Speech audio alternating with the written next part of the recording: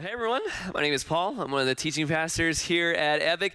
So I want to ask you, hey, does anyone remember when these things were a big thing? Get it on the screen? We got that picture? It's really anticlimactic if we don't have this. Maybe not. Okay, well, here's what the thing is. I will tell it to you. And this is going to be really fun. So you remember, I don't know if you remember this thing, they were called Five Fingers shoes. Five Finger shoes. And so basically anyone who is actually listening to this, and if we don't have that photo, it looks like, I think it's going to be coming up here pretty soon. But basically it looks like gloves for your feet. You know what I'm talking about, those shoes, you know? So the Five Finger shoes, you know, about 10 years ago, these things really blew up. And these were like the hot ticket item that everybody was buying, you know. So I think about why. Why was this a thing? If you actually look on their website, it says, you are the technology when you engage the motion of bare feet with the ultimate training shoe. And we fell for it. And a whole bunch of people bought this, but you know, they look really weird, and they look really weird. But the thing is, I wanted them. There they are. They're weird, right? They're weird. But I wanted them still. They're so weird, and I still somehow wanted them. And I was convinced that I had to have them. They were like necessary for me to go to the next level. I had no idea what the next level was, but I wanted to go there, and these shoes were going to take me there. And so for a year, I built them up in my head, and finally, I bought my first pair of Five Fingers, and I still remember the store. It was an outdoor store in downtown State College, Pennsylvania, on Allen Street, and I got the original design shoes for $80, and I came home that day. I was the proud owner of some new Five Fingers shoes. I sat down on the couch in the living room. I took the shoebox out of the bag. I opened up the box, and I looked at these shoes that I had wanted for so long. And in that moment, I thought to myself, I immediately regret this decision. These shoes look ridiculous. And I kid you not, I drove straight back to the store that day, and I returned them. And the guys at the store were like, weren't you just here? And I was like, I don't want to talk about it. This never happened. All right, this never happened. And it's funny how this works though, right? I wanted these shoes so bad, and I built them up so much, and when I finally got them, I realized I don't actually want these. Like, these are not doing what I thought they were going to do for me, like emotionally, you know? And I realized that how much we do that with so many things in life, you know, not just a weird shoe. We do this with validation, right? We do this with success. We do this with money. We do this with all kinds of things. And so let me ask you, you know, what's your version of the Five Fingers shoes? You know, what have you built up in your mind that turned out to just kind of disappoint you? Or what have you chased and pursued only to realize, you know what, this isn't really what I want, or you know, I did all of that for this, for these. Look at this. You know, when it's just a weird pair of shoes, it's not that big of a deal. You know, you're out $80, or in my case, I actually got all of my money back. So no harm done, except for a little bit of embarrassment. But when it's your life, right? When it's your life, that's a bigger deal. You know, we only get one. We only get one of these, just one. So maybe you've had a moment like me when I've opened up that shoebox in the living room and you've thought, man, this is not what I actually wanted. This is not where I actually want to be. This is not the person I want to be. This isn't the life I want to live. This isn't what I was made for. This, whatever it is that I've been chasing. And I've had some of those moments, and as much as possible, I would really like to avoid them in the future, and I would like to do my best to help you avoid them as well. And so we're in this series right now. It's called This I Know. It's a pretty simple concept, you know. It's like basically, you know, we've all learned some things, right? We've all learned some things, you know, we've all figured out some things along the way, and so there's stuff that you know, and then there's stuff that you know. Do you know what I mean? There's like stuff you know, and there's stuff that you know. It's like you want everyone else around you to also know this thing. So whoever's teaching up here each week is going to try to share something that they know. And so here's something that I've come to know and something that I have learned over the years. It's summed up in this statement. I have been given a gift so that I can give that gift to others. I've been given a gift so that I can give that gift to others. And so what I want to do today is take you through a little bit of my own journey of how I've come to this conclusion, because I didn't come to this conclusion very easily. It took me a very, very long time and lots of ups and downs to get here. And so I'm going to tell you about my mom a little bit. I'm going to share with you, since I'm such a music guy, some of the lyrics that really shaped me and actually helped lead me to this conclusion as well. And I'm going to share some scriptures that give me some hope that even though I can be such a knucklehead sometimes and stubborn and slow, I'm not alone. And that's what happens when I look in scripture. And I think it's one of the coolest things. You can read it and realize, man, I am not alone. And so here's something that you should know about me, is that my mom had a huge influence on my faith and my spiritual journey. She started taking me to church when I was a baby. So I have been in church my whole life, most of my life. And she made me go to church all the way through high school. And she was so hardcore about this that I missed more days of school than I missed of church. And even if I was drop dead sick, if I had like the flu, she was like, yeah, you're not getting out of church today. Absolutely not. And she would drag me to church, and if it was bad enough, she would even just have me sleep in one of the rooms downstairs at church, but I was in church. At least I was where God was, you know? Maybe I would get better that way. I don't know. I really didn't enjoy that. But, more than just making me go to church, though, she was always reminding me of this idea that there is more to life than what this world offers. There's more to life. And she was always reminding me about this. She was always telling me that there was more than what we could just see and what we can touch, that there was spirit and there was soul involved. She was always teaching me about God, and that God had something more for me, and that I needed to figure that out. And she never let me forget this, that there's more to life than this world offers. And so for me, there's this idea that there's more, right? There's more. And this idea has made all the difference in my life. It has stuck with me. It has never left me. My mom is a big part of that. And I also say this to not gloss anything over. Me and my mom, we did not get along a ton. Most of the time, we did not get along. She's stubborn. I'm more stubborn. We argued about everything. She's a normal mom. She made normal mom mistakes, but she was so convicted about making sure that I understood this. And the church that we went to growing up, also, you need to know this, was not perfect. So if you grew up in a pretty rigid religious system, I get it. I also did too, and so I went to this small Korean church. I had to wear a suit every single Sunday, which I hated. And the sermon was over an hour long, and it was a lot of yelling, and I mean yelling. It was a lot of yelling and a lot of pounding like this, right? And I still fell asleep every Sunday.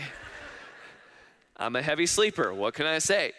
And so if I wanted to, I can give you my laundry list of complaints about that church when I was growing up. But at the end of the day, even despite all of that stuff, I experienced what I would call more in that church. I believe that God was there with me in that church, despite all of its flaws. I believe that he was doing something in me and with me there in that place. And so even there in that strange little church, I was reminded that there was more to life. And there's another big influence for me when I was a teenager, and it's one that's continued to be a big influence for me, and it is a band called Switchfoot. So for me, I was really into music, and so around the time I was a senior in high school, Switchfoot released this song. It was called Meant to Live, and they've never really been that big of a band, so not too many people know about them, but this song actually made it kind of big, and so it got up to number 18 on the billboards, and they have a line in the chorus of the song that does what any great song does. So you think about any great song in your life that's one of your favorites, it kind of works its way in, you know what I mean? Into you and who you are. It feels like it's speaking right to your soul. That's when you know you've got a good song. And so this is one line from that song. It says, and this is the main line in the chorus. It says, "We were meant to live for so much more."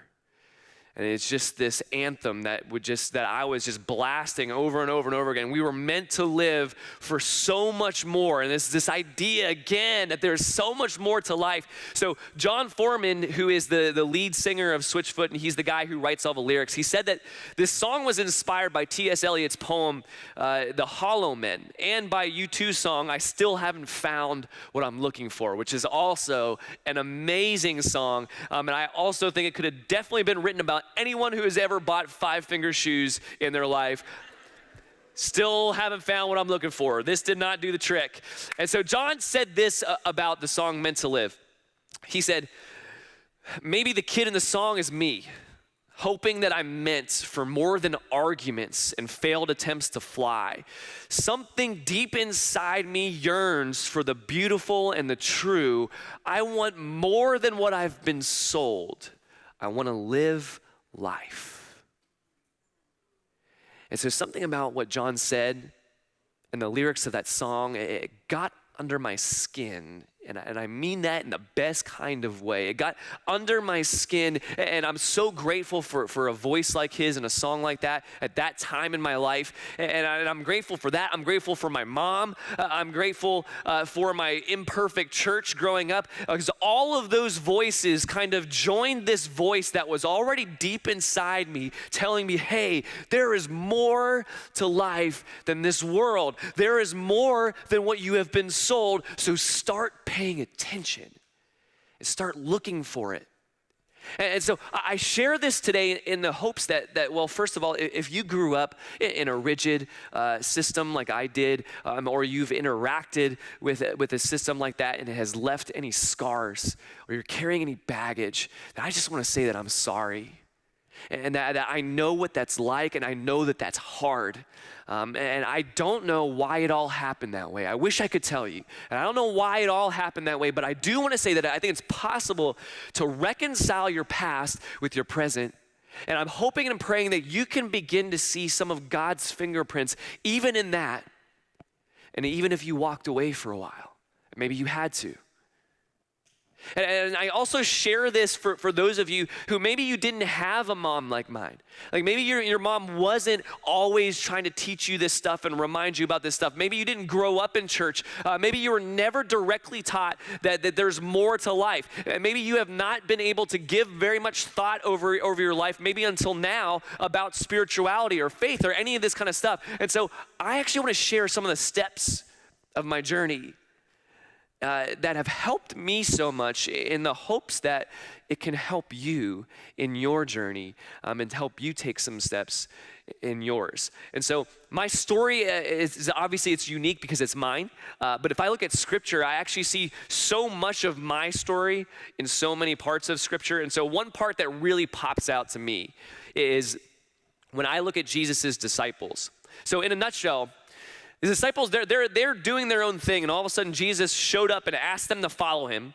And they spent about 3 years with him, and so they lived with him, and they traveled with him, and they learned stuff from him, and they saw all kinds of crazy stuff, and it was enough to convince them that he was the Son of God. And then they witnessed his execution, and they thought he was dead, and then they witnessed his resurrection, and then they went on to spread the same message that we are now 2,000 years later trying to live out. And so I actually want to look at what Jesus said to two of his disciples when he first met them, Peter and Andrew. Peter and Andrew. Now, Jesus had already gained a little bit of a following for his teaching, so there's this huge crowd of people around him, and so he needed to figure out a way to accommodate, how am I going to talk to this whole crowd when everyone's just kind of like crowding around me? And so they're near the water at this point, and there actually happens to be a couple boats in the water, and those boats belong to Andrew and Peter, because they're fishermen. And so Jesus gets into one of the boats, and he asks these guys to push out from shore, like, hey, can I get in and use your boat to actually speak and teach from the boat so I can push out from shore a little bit and have some space so that we can accommodate this crowd? They agree to do that. And so when all of that was done, Jesus turned to Peter and Andrew, and he said, hey, while we're out here, you guys are fishermen, let's fish. So I want you to just throw your nets out into this water and let's see what happens. And Andrew and Peter tell him, hey, Jesus, you don't understand. Hey, we have been working and trying all night. Like, we have literally been awake all night trying to fish and trying to catch something, and we have not been able to catch anything. And you want us to just throw our nets out here? And Jesus says, did I stutter? He didn't say that. Maybe he thought it. But Peter and Andrew, they did what he said, all right? They were like, fine, we didn't catch anything, but here we go. They throw the nets out, and they end up catching more fish than they could even handle. They actually have to call in more boats for help because there are so many fish. They need help to handle all this stuff. And so just like a million fish. There's more fish than they may have ever caught in their entire life. And this is the equivalent of, I don't know if you've seen this video where Kyrie Irving, he's an NBA player. Kyrie Irving dresses up as an old man, and then he shows up to where some kids are playing basketball on a court and tries to play basketball with them, right? And all the kids think dude, who's this old man? Why does he want to play with us? We're just gonna break all of his bones, And then he ends up schooling all of them, right? Because he's actually an NBA player. And so basically this is what Jesus does. Jesus Kyries Andrew and Peter. And so they're looking at him like, whoa, you know how to fish? This is crazy. And then he says this to them in that moment. He says, come. Oh, there's those 5 finger shoes again, in case you needed that image in your head one more time. He says, come, follow me, Jesus said, and I will send you out to fish for people. And so it's almost as if Jesus says this, hey, fishing for fish is fine. There's nothing wrong with that. It's fine. But I need you to know that there's something more important than that. So if you want to fish for a living, that's great, but there's something more important to do with your life. Something more important. And then, you can't pull the teenager line but you don't understand. Jesus is like, I caught a whole bunch of fish. I'm pretty good at it. Okay, I know what I'm doing. Trust me, it's not as important as you think it is. And so it's the same message that my mom had been telling me over and over again. It's the same message from that Switchfoot song. And it's the same message that Jesus has for every single one of us. It is an invitation to open our eyes and see that there's more to life than fish. There's more to life than 5 fingers shoes. There's more to life than money. There's more to life than stuff. There's more to life than success. There's more to life than what we have been sold. And so now, realizing that there's more to life is only the first step. Because it doesn't get super easy after that. I didn't have my entire life figured out at 17 because my mom had told me this over and over again. In fact, I had a very specific struggle, which is, okay, what does more even look like? Okay, there's more to life. I hear you, I get it, but what does that look like? What does that mean? And I've spent a lot of my life struggling with, okay, I know that there's more, and I'm not satisfied with what's happening now, but what does this actually look like to pursue more? There's another lyric from another Switchfoot song.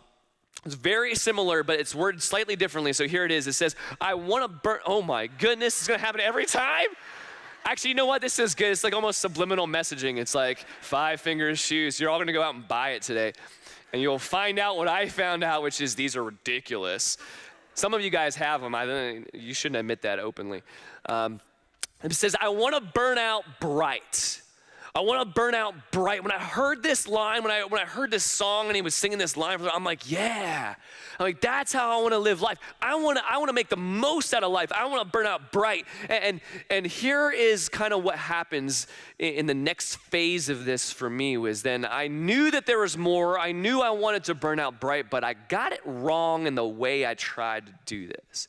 And there's a few ways I tried to make this happen. So one of them was I thought I needed to just live the most exciting life that I could. And so there are some really good things about that. There's some really, really, really dumb things about that. And so I won't go too deep into this list, but I have climbed on top of and jumped off of moving vehicles that were moving very fast.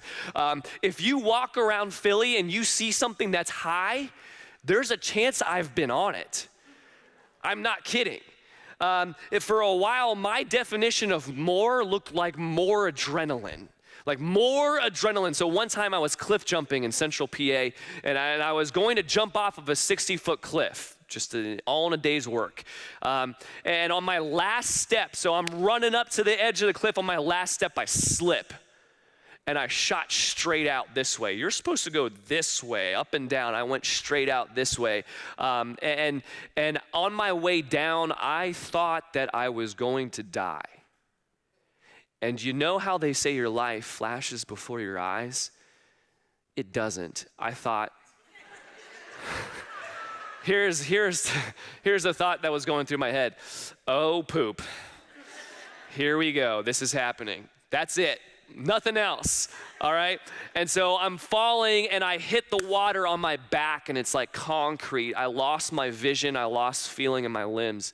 And fortunately, it came back. Ultimately, I survived. I had to go to the hospital. I slept on the floor for a couple months because my neck was messed up. About a year later, I had surgery on my back as complications from that fall. And I trusted our lead pastor, Kent, to be the person to pick me up and to be my contact when the surgery was done. And the only thing that he tried to do is just film me with his phone when I woke up from surgery. So don't call Kent when you need to be picked up from surgery. He's good for a lot of things, not good for that. And so I figured out something after having one too many near-death experiences, including that fall from that cliff was a big one for me. I figured this out. God didn't keep me alive for stupid stuff like this. God kept me alive for a reason, and I don't know why I fell. I don't know why I survived, whatever, but I'm telling you what I took away from it. And I realized, God did not I'm not alive to do this. This is not the point. Adrenaline is not the point. Adrenaline is not the answer for what's more in my life. So another answer of mine for how to live more, how to burn out bright, for me was wrapped up in talent and in fame. So when I was younger, I was all about music. I was playing in bands, and so I had this idea that more meant that I had to make it big. And I think a lot of us fall for that. I think to actually live a significant life, to live more, means that we have to make it big. It means that everyone has to see it and acknowledge it. And so I almost didn't go to college because I was so convinced that the path to more was to be in band and make it big. And so fortunately, my dad talked me out of that. So I actually had the first part of this statement down, that I have been given a gift. I had this part good to go. So for me, that gift was my talent.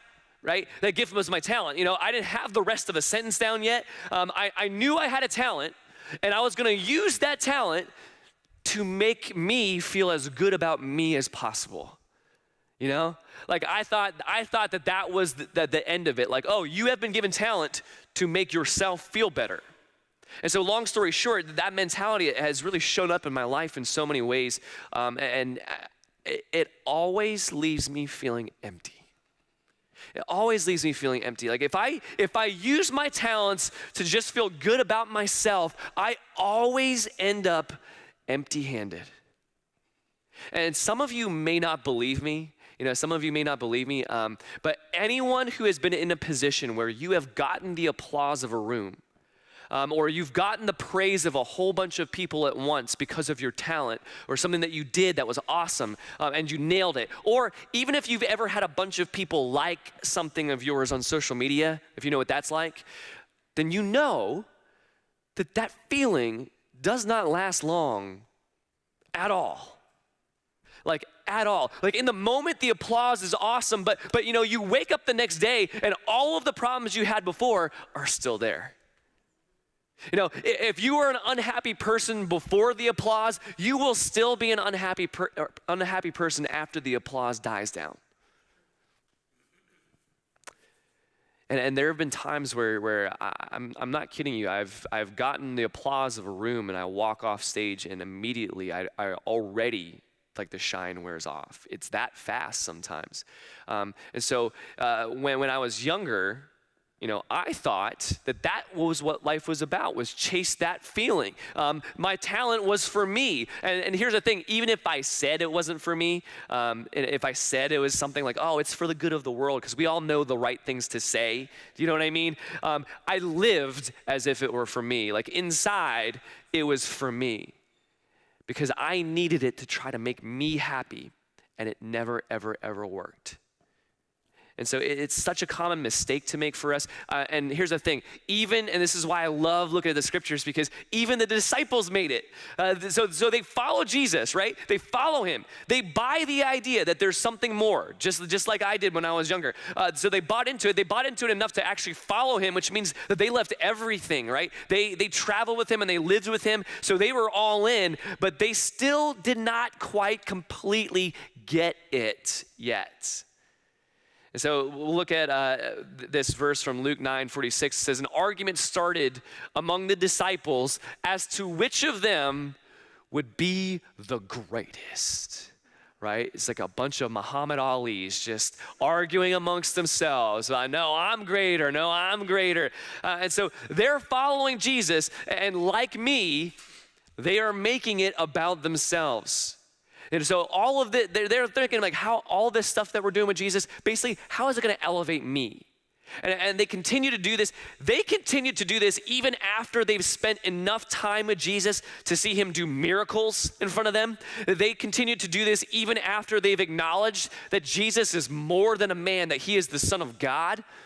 And the problem is they're still kind of getting it wrong, because here's what's going on in that time in the disciples' minds. They are convinced that Jesus is going to bring them political power, because they are underneath the power of Rome at this point, and they see Jesus as the Messiah, and they might believe that he's the Son of God, but they also think that he's going to be their political power and their military power. So when they see Jesus in his glory, when they envision Jesus on a throne, they are envisioning him on an actual literal throne, and they think that he's going to conquer the empire of Rome, and they want to be his cabinet members. And Jesus sees this, and even after all the time they've spent together, they're still doing this, and then comes the Last Supper. This is the last meal that the disciples and Jesus will have together before Jesus is arrested and crucified. Jesus knows that, the disciples don't, and they're arguing about who's going to be the greatest. They're still doing it, and so Jesus is like, okay, you know what, guys? I've been patient, but I literally don't have much time left. And then he says this to them. The kings of the Gentiles lord it over them, and those who exercise authority over them call themselves benefactors, but you are not to be like that. So Jesus says, look at the kings and the rulers of the world, right?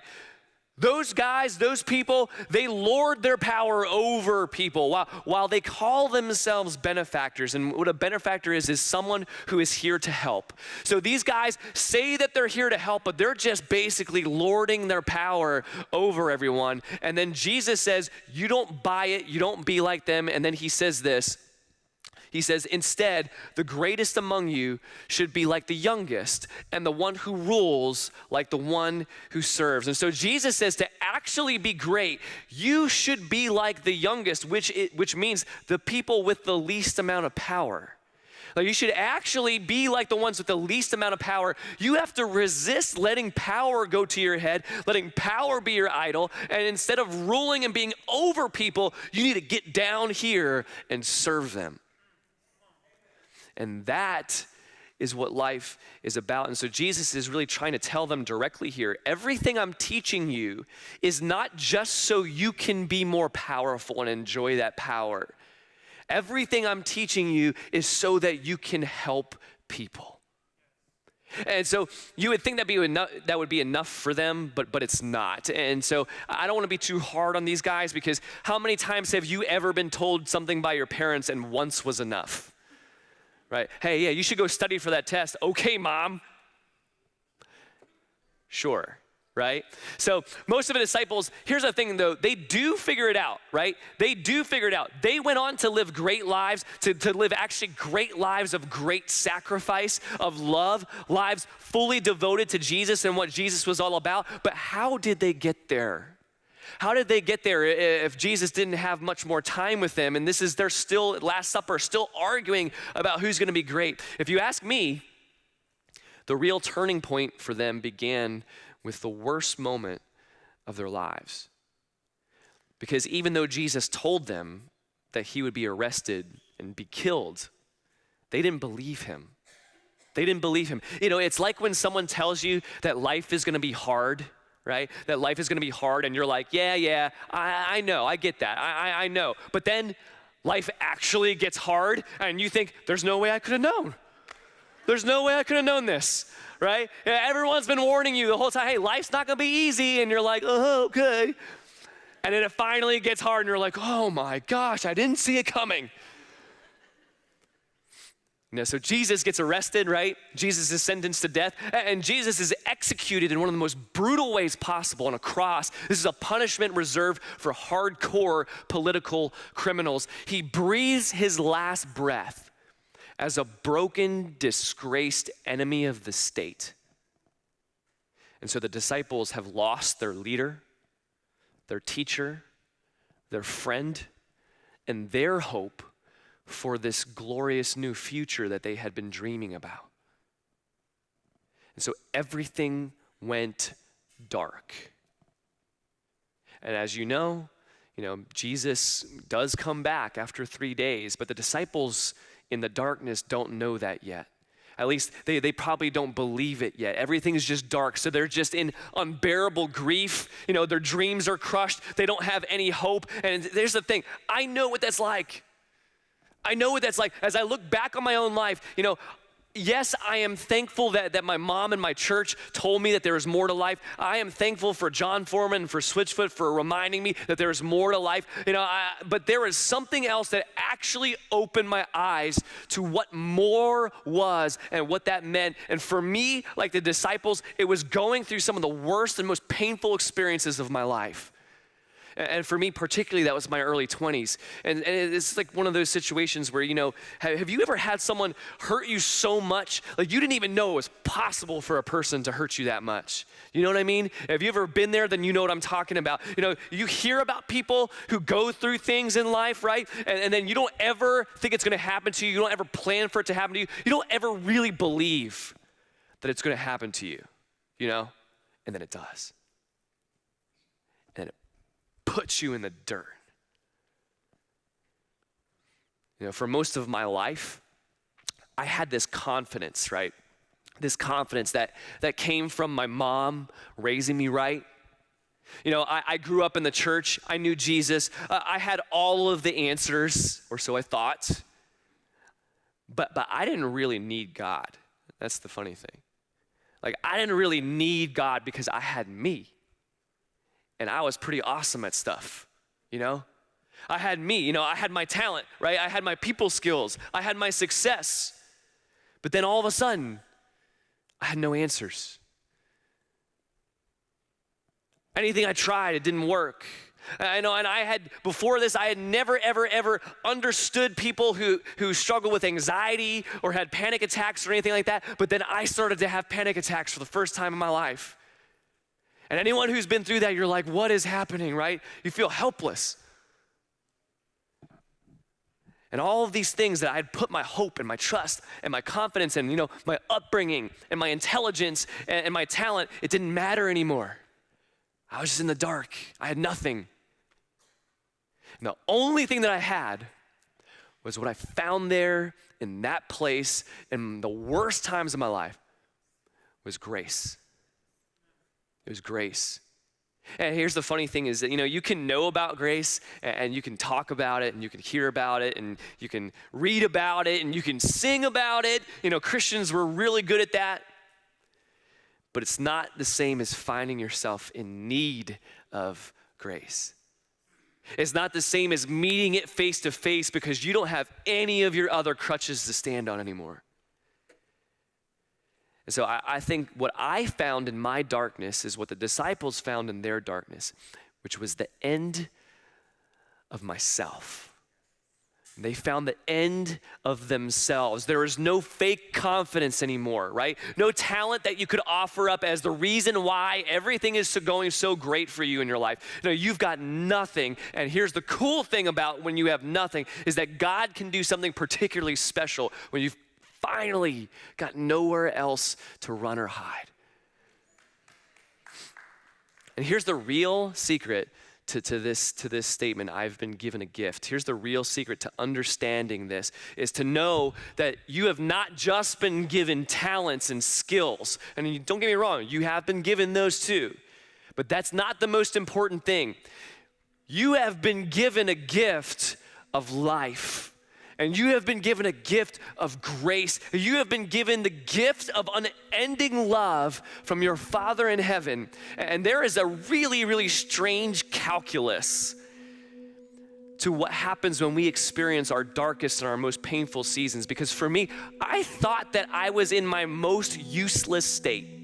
I thought I was only good to people because I put out this air of confidence, right? This air of perfection. I thought that's when I was at my best.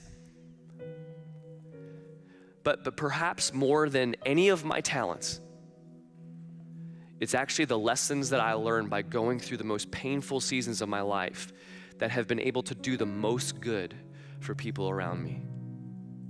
And for example, if you have been here the last few years and you've been helped at all by anything that I've said from here, I can promise you that it is directly because of the fact that I had to go through some stuff and I came out on the other side. Like, I wouldn't be able to talk about forgiveness in the way that I can now without actually having to go through the process of forgiving someone. Like, the pain, it's not a theory, you know what I mean? It's not a forgiveness theory that I studied in a book. Like, I had to actually go through this painful process of forgiving a real person, you know? I wouldn't be able to talk about having hope in situations like this if I hadn't had to go through periods of time where my hope was like this close to being snuffed out. And so the gift I've been given is the gift of grace and the ability then to help other people find that same gift. And that's something that matters so much more than talent or a platform. You know, if today our lead pastor Kent came to me and said, Paul, this is your last day ever being on stage, you know, I have to tell you, I'd be good with it. Like, I'd be good with it, because for any talent that I might have, you know, this stage and this platform, this is not what I was made for. This is not what I was made for. I was made to help people. You know, I've been given a gift so that I can help people, and I can do that with a stage. I can do that over a cup of coffee, sitting across the table from somebody. Whatever it takes, I will do that. Whatever it takes to help people, because I have been given a gift from God. And here's the thing, so have you. So have you. It's this gift of grace and life and love, and that's what's more than our talents and our successes. You know, Peter, the same disciple who was in the boat when Jesus said, follow me, is the same disciple who messed up a whole bunch of times along the way. You know, he ended up figuring this out too. And then look at what he says here in 1 Peter. It says, for you have spent, I love this phrase, you have spent enough time. You have spent enough time in the past doing what pagans choose to do. And so pagans, really, that's just everybody else, all right? So you have spent enough time doing what the rest of the world does. Like, you spend enough time chasing the things everyone else is chasing. You spend enough time buying what's being sold to you. You spend enough time thinking that those 5-finger shoes are gonna do the trick. You spend enough time. And at some point, you gotta realize that we have spent enough time already on those things, but there is more to life. And Peter goes on in verse 10, and this is what it's all about. Each of you should use whatever gift you have received to do what? To serve others as faithful stewards of God's grace in its various forms. Whatever gift you've received, that includes your talents, that's your skills, that's whatever you're good at, that's whatever brings you joy, whatever help you have been given, whatever love and whatever grace and whatever knowledge, whatever good thing that you have gotten in the past or even you have now, it's not just for you. It's not just for you. It's so you can use it to serve others and to help others. And when you do that, you give them the same gift that you have been given. The grace of God. And as Peter learned, and as I am learning, and as hopefully you are learning, I have been given a gift so that I can give that gift to others. So I've been given a gift, and you have been given a gift so that we can give that to others. And so what does this look like for you? So it begins with knowing this, right? It begins with knowing this. It begins with the thing that my mom was telling me back when I was in high school. It begins with knowing that you were made for more, that there's more to life than what you've been sold, that Jesus has extended an invitation. It's always open to you to live this rich and full and deep and meaningful life. And he's saying, follow me. And this looks like then, once you know this, then asking yourself, hey, what have you already spent too much time on? Like, what have you already spent too much? What's your version of the five-finger shoes that you have spent too much of your precious life, the one life that you're given? You've already spent too much of that precious life chasing this thing. What is that thing? We gotta drop it and we gotta let it go. Is it validation in your relationships? Is it popularity? Is it fame? Is it success? Is it money? Jesus is saying there is more than that. The stuff that you thought was important is probably not as important as you think. So it's time to let go. It's time to leave that in the past. And finally, you need to ask yourself, how can I use what has been given to me to help the people around me? And so this includes your talents, but here's something I need you to know. Some of you have been gifted in 100 other ways than just the flashy kind of talents that we see on talent shows and on YouTube videos and things like that. Don't be too fooled by the flashiness of things. You know, if you're organized, you can be a gift to people around you. If kindness comes to you naturally, you can be such a gift to the people around you. If you have battled through cancer, you can be a gift to the people around you. If you have figured out how to forgive someone who has betrayed you, even if it's a little bit, right? Even if it's a little thing that you've learned about it, you can be a gift to people around you. If you have bounced back from any terrible mistakes, you can be a gift to the people around you. So I want to leave you with this one last lyric from John Foreman. Here it is. He says, life is short. I want to live it well. Life is short. I want to live it well. So it's this simple thought. It's a simple reminder. It's a simple invitation that life is short. You know, we don't get much time here. You know, the days pass by quick, and it feels like I think the years pass by quicker, if it's possible. Now, we have spent enough time already on stuff that does not matter and stuff that's not gonna satisfy you, stuff that you know for a fact hasn't made you happy. It's time to let that stuff go and to embrace the more that Jesus has for you. I wanna live life well in the time that I have left. So for you and for me, for us, let's give our lives as a gift, because we know what it's like to be given that gift. Let's pray.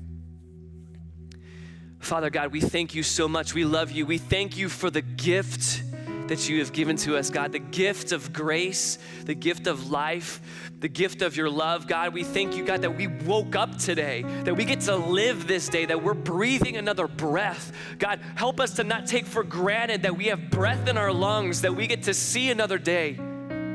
God, open our eyes to the things that we have already spent too much time chasing. God, show us that there is more. God, help us to embrace the life that you have for us. Help us to give the gift that you have given to us back to the people around us. We pray these things in Jesus' name. Amen.